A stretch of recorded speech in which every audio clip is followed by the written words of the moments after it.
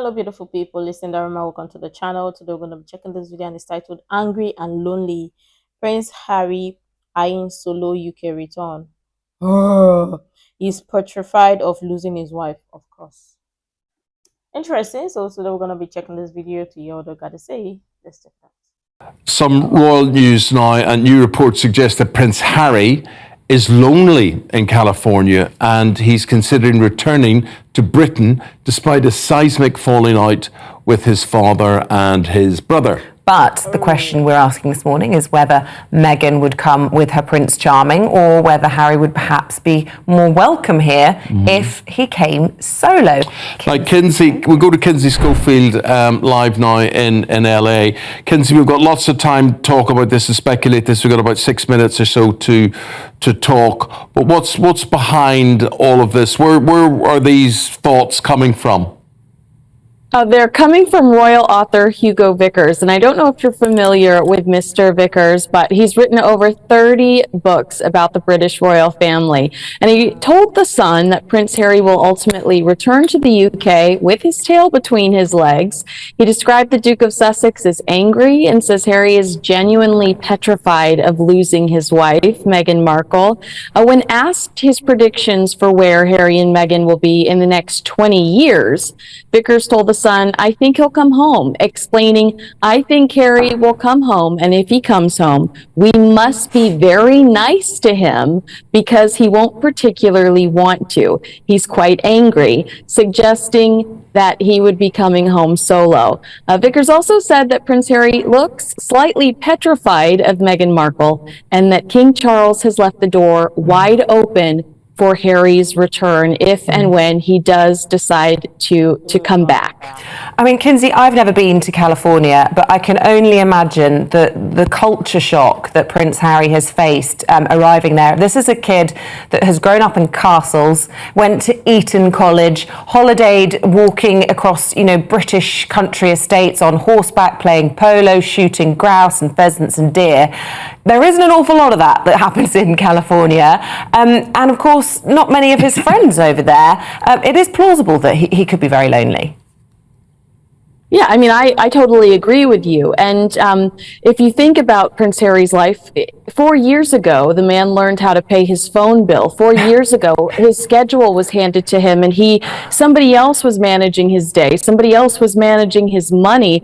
And now he goes to bed every night with his head on the pillow, worrying about how he's going to pay the mortgage, how he's going to pay for security, and certainly how he's going to pay this incredible PR team. I've got a suggestion. Stop spending the money then. I mean, it's as simple as that. I mean, absolutely. That's a really quick solution. But all of a sudden, he has adult responsibilities that he wouldn't have had to have dealt with as the Duke of Sussex, working under the umbrella of the British royal family, pursuing that life of service. He has real responsibilities today, the kind that you and I struggle with. I understand that anybody struggles with, but because obviously, I mean, he will be feeling lonely before Uncle. Why won't he be feeling lonely? Because, I mean, he left everything he knows and followed Brexit to America. So, he chose the life. He chose the Brexit. So, I think he should enjoy it. This level that he's angry, it was his choice now because nobody obviously forced him. He knew what he was getting into. He knew what he was doing. So, I mean, he should be happy because, I mean, since his family is not making him happy anymore, Brexit is the one that is making him happy. It's a good choice. Because obviously, based on everything that he's done, yeah, father to son, let's say King Charles, the father, and Harry, the son, yeah, the relationship they might still want to repair the relationship and stuff. But I mean, let's talk about the royal family for a moment. This is a family that people have respected for a really long time. And nobody would want such embarrassment to be on the family. Let alone, I don't think anybody, based on their family history or their family lineage and everything, and what their family upholds, they would want people to continuously embarrass their family, regardless whether family members or not, they would not. So, I mean, he chose this lifestyle, so he should as well enjoy it. I mean, this is This should be him doing the adult things, and it's just the adult things. I don't think it's that big of a deal, because he's had people help him do all of these things before. So now that he's away from that life, and he doesn't like that life anymore, where people would help him to do everything. Now he is a man. This is what men do. Grown men, this is what they do. Adults, this is what they do. Take care of themselves without their family and everything. So it's adult thing. It's not, you shouldn't be angry for doing the adult stuff. Or what do you think? Because I mean, the last time I remember, being an adult, it comes with lots of responsibilities, taking care of your family, taking care of yourself, doing all of the necessary things that you're supposed to do. So I mean, adulthood does not come with a manual or written manual. You have to figure it all out, and not always depending on your parents, because your parents, they've lived their own life. So I mean, him coming from a very privileged family, saying he doesn't want to be privileged anymore, he wants to do the regular things like regular people, and he's angry for being an adult. Yeah, adult. Interesting. But fun fact is, this is what grown men do, or grown people do. So I mean, you should suck up to it and be the adult in the room. I think Megxit would be even happy or proud of him if he's the adult. Or what do you think? Let's go on. I understand that anybody struggles with, but then, so what is the issue? What is the problem? Is she the problem? Oh, amen. You are feisty this morning. It's my favorite. That's why I wore the shirt. I wanted to match your audacity this morning. And his tie.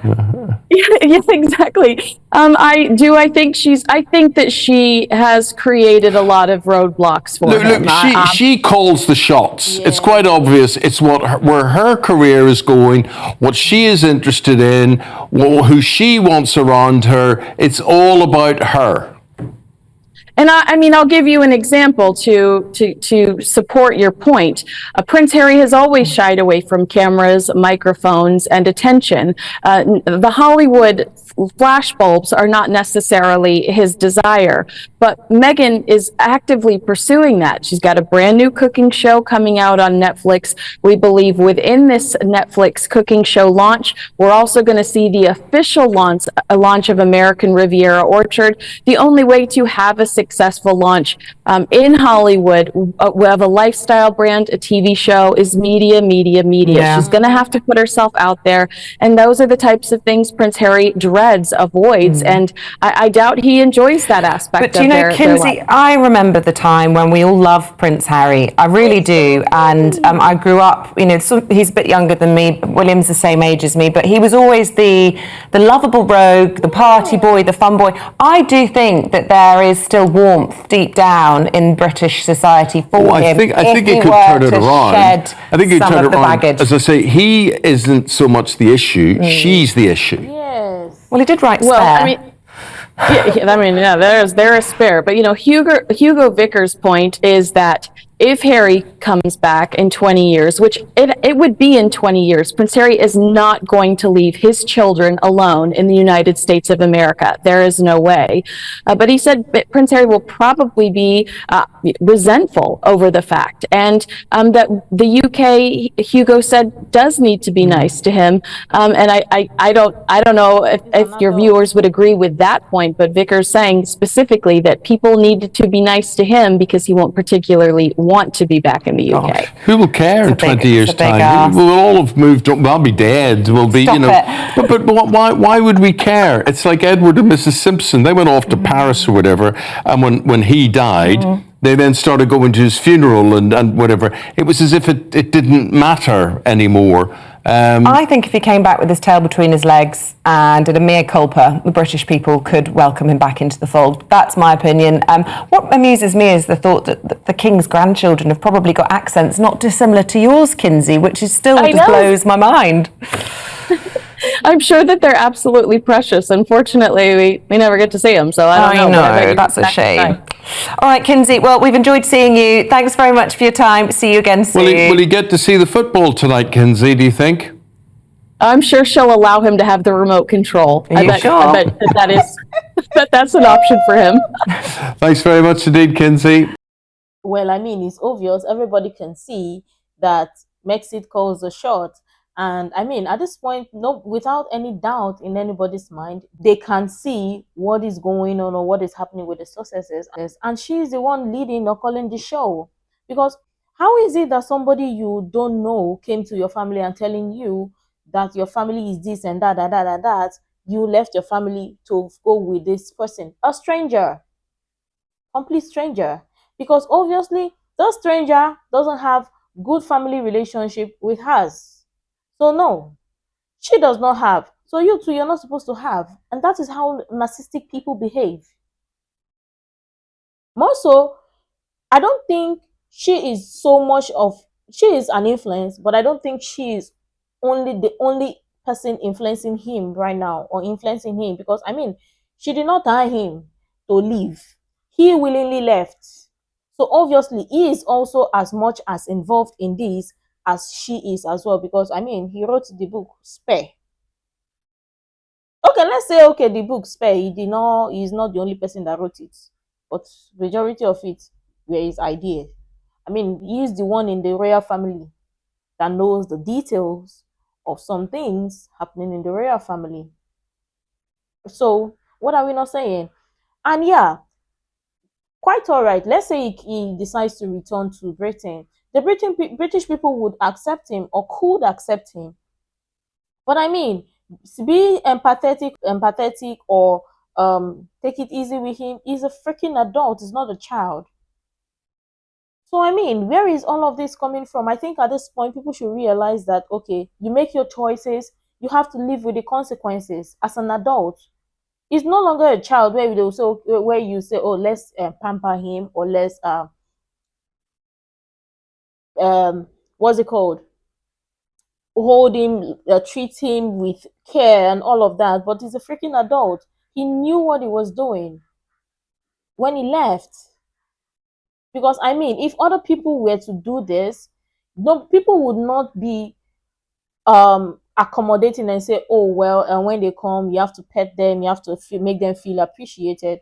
So what are you encouraging? You're telling people, okay, it's okay to leave, it's okay to misbehave, and then when they come, treat them or erase the fact that they embarrassed their family, they misbehaved, or they did this, and pretend like it did not happen. I mean, he's a freaking adult. So these are the responsibilities, or these are part of his choices when he decided to hop and leave. But interesting to hear this though. Let me know what you think. I'm sure tons of people have interesting things to share. If you really love to share that, can share the useful information you think might be really helpful. Make sure to like, comment, and subscribe and all of that stuff. And until next time, see you in the next video.